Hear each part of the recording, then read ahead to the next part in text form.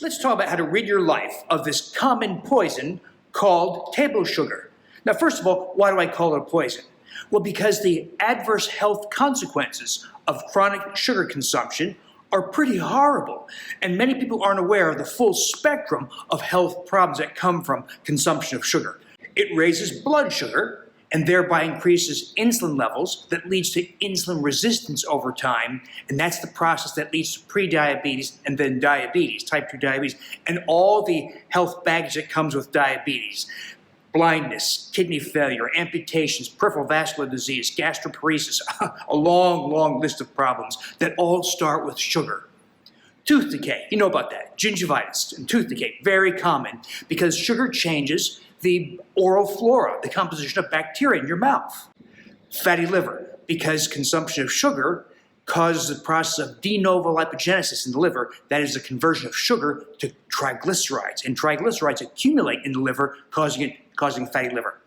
Well, that same process leads to a rise in blood triglycerides. So triglycerides can go sky high after you eat sugar, and that leads to heart disease because triglycerides are really occurring in the bloodstream as a collection of particles called very low density lipoproteins, VLDL particles. So anytime your triglycerides are higher than 60 milligrams per deciliter, which is very common, you have an excess of VLDL particles that leads to small LDL particles and dysfunctional HDL. So sugar, de novo lipogenesis in the liver, fatty liver, blood triglycerides go up, heart disease via VLDL, and other changes. Sugar changes your bowel flora because bacterial species consume the sugar and it encourages growth of unhealthy bacterial species. And it invites bacterial species to ascend up from the colon into the ileum, jejunum, duodenum, and stomach. That's called small intestinal bacterial overgrowth, or SIBO. Sugar also invites fungi, like Candida albicans, to also not only proliferate, increase in numbers, but also ascend up into the upper gastrointestinal tract. These are very common conditions, SIBO and SIFO, small intestinal fungal overgrowth. And these lead in turn to fibromyalgia, symptoms of irritable bowel syndrome, restless leg syndrome, inflammation that can be body-wide, skin rashes. It can complicate other diseases like ulcerative colitis and Crohn's and celiac disease and make other diseases worse. Sugar accelerates aging.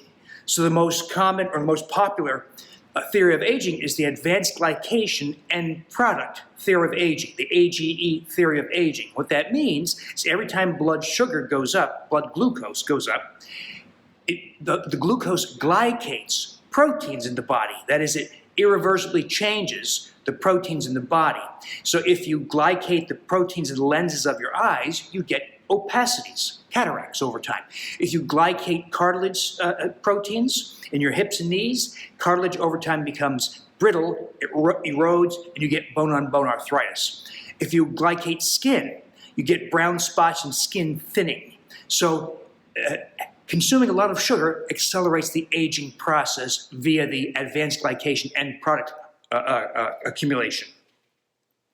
Sugar consumption leads to hormonal disruptions, particularly if visceral fat grows because of your sugar consumption. Visceral fat is the deep abdominal fat, but you see it on the surface as love handles or a muffin top. Well, that tells you have inflammatory visceral fat, and that's when sugar consumption can lead to very marked hormonal distortions. In women who are prone, they can develop high testosterone, facial hair, infertility, type 2 diabetes, and high blood pressure, commonly called polycystic ovary syndrome. Men develop enlarged breasts, low testosterone, high estrogen, low libido, erectile dysfunction. These all get their start with sugar as well as grains, by the way. But sugar plays a big role here too. And then cancer. We know that cancer loves sugar. That's why PET scanning is performed by radioactively tagging sugar, glucose. And this radioactive glucose is given, and it goes straight to tumors and lights them up. Tumors love sugar. So there's a long list of reasons why you should not be consuming any kind of sucrose, any form of sucrose in any of your foods. Now, some people say it's so tough to not have sugar though. So here are some tips on getting rid of sugar and getting rid of the cravings for sugar. Go wheat and grain free. Why does that work? Well, wheat and related grains have a protein called gliadin.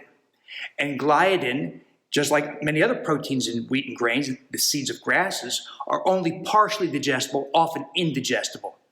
Well, the partially digested peptides, pieces, small, several amino acid long pieces that come from partial digestion of gliadin, act as opioids or opiates in the human brain, and they increase appetite.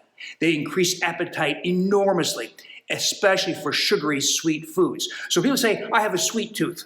But what I say is, you have a wheat tooth. In other words, your sweet tooth came from the gliadin protein of wheat. Get rid of all foods made of wheat and grains, and you are most people are miraculously freed from that desire for sweets. Also, your taste perception improves after the inflammation of grains are removed, and you'll find that foods you thought were tasty and sweet before are now sickeningly sweet. If you liked, say, Snickers bars before, you try to eat one after you've been grain-free, you're going to spit it out because it's so sickeningly and overwhelmingly sweet.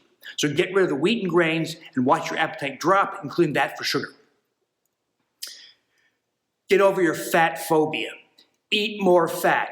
Use butter, use coconut oil, use more olive oil. Never buy lean cuts of meat. Always buy full fat. Never trim the fat off. Eat it.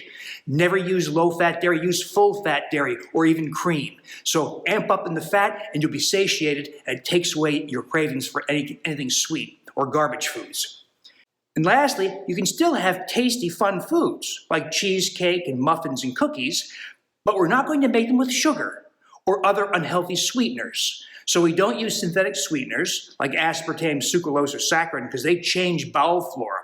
We choose natural, non-caloric sweeteners like stevia, monk fruit, erythritol, inulin, and allulose. And you can recreate delicious foods, and even better, make those same foods without wheat or grains. Now, you may have to refer to my Wheat Belly cookbooks, my Wheat Belly book, Wheat Belly blog, for some recipes on how to do that, but it's very easy, and you can make delicious replacement foods with none of the health problems of sugar nor of grains.